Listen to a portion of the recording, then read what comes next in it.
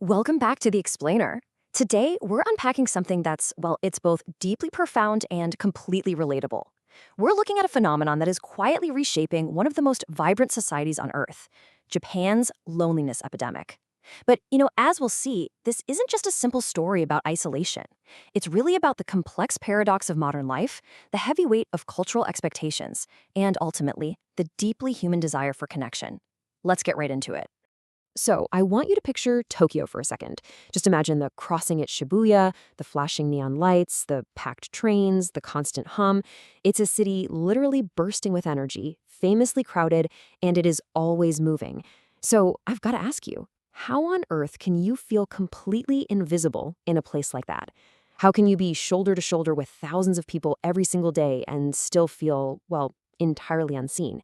It feels like a total contradiction, right? But this is exactly the paradox we need to unravel today to figure out what's really happening. Now, what's really interesting about this slide is the striking contrast it presents. On one side, you've got the sheer, massive volume of the crowded city, literally millions of people living practically on top of each other. And on the other side, that profound sense of silent isolation.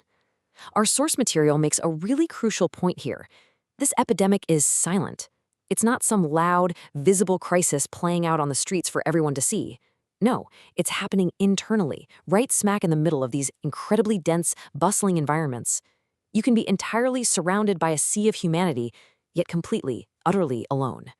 Which brings us to Section 1, the silent epidemic.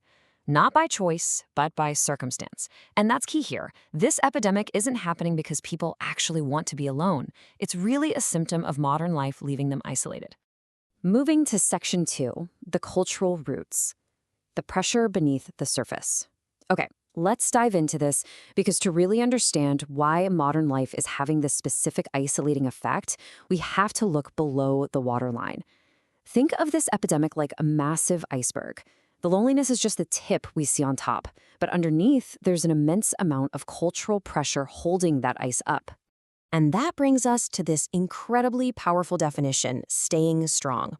Our source highlights a very specific cultural expectation in Japan, this deep-seated desire to avoid burdening others at all costs. Now, on the surface, that sounds incredibly considerate, doesn't it? It's born out of genuine respect for your peers.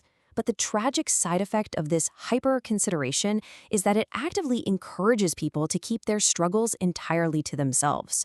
By trying to be a good citizen and not weigh anyone else down, people end up hiding their true feelings. They just swallow their struggles. And that, unfortunately, locks them into their own private silos. So how exactly does that hiding happen in everyday life? Well, it usually comes down to the two things you see right here: polite smiles and busy daily routines. This is how you hide in plain sight. People aren't retreating to a cave somewhere. They just put on a polite smile, commute to work, run their errands, and keep their routine moving forward like clockwork. To any outside observer, everything looks perfectly fine. The individual is functioning exactly as society expects them to, but that outward busyness completely masks the internal isolation. They are surviving the day-to-day, but they are completely disconnected. Let's shift gears to Section 3, the hidden symptoms, the quiet shifts in behavior. We're going to look deeper into the subtle, almost invisible ways this loneliness actually shows up in a person's life. Because this loneliness is masked by those smiles and routines, you might be wondering, well, how do we even know it's there? Well, instead of big dramatic breakdowns, it shows up in quiet shifts that sort of sneak into the margins of a person's life. Let's walk through how this builds. Step 1 is that internal feeling of isolation we just talked about. But look at Step 2. This is a really surprising takeaway from our source: putting off going home. Now, why would someone avoid going home? Because returning to an empty apartment forces you to finally drop that polite smile. It confronts you directly with your isolation. So what happens? People linger. They wander around, or maybe they just stay at work way longer than they need to. And this avoidance leads directly into Step 3, where they end up spending even more time alone than usual. It creates this loop, a self-reinforcing cycle. The loneliness doesn't show up in grand gestures, it shows up in these small avoidant moments. Finally, we arrive at Section 4, a universal hope, the core of the iceberg. This is where we bring it all together and connect this specific Japanese phenomenon to a deeply universal human desire. We've talked about crowded Tokyo and the specific cultural pressure to never burden others.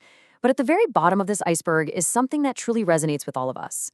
If you strip away the geography and the culture, we find this deeply universal desire. As our source captures so perfectly, beneath it all, many are simply hoping that someone will notice them and remind them that they're not alone. I just want to let that sink in for a second. Despite all the polite smiles, despite the exhausting schedules designed to project strength, the core desire here is incredibly simple and incredibly vulnerable. They just want to be seen. They want someone, anyone, to pierce through that thick armor of routine and simply acknowledge their existence. And that leaves us with a critical thought to take away from our explainer today. We've seen just how easy it is to hide behind a busy routine in a crowded place. So I want you to look at the question here and genuinely ask yourself, in your own busy modern routine, who might just be hoping to be noticed? Who in your office, on your daily commute, or even in your own neighborhood is projecting strength, wearing that polite smile, but is silently waiting for a reminder that they aren't alone? The epidemic might be silent, but our response to it definitely doesn't have to be. Thanks so much for joining me for this explainer, and remember to keep looking out for one another.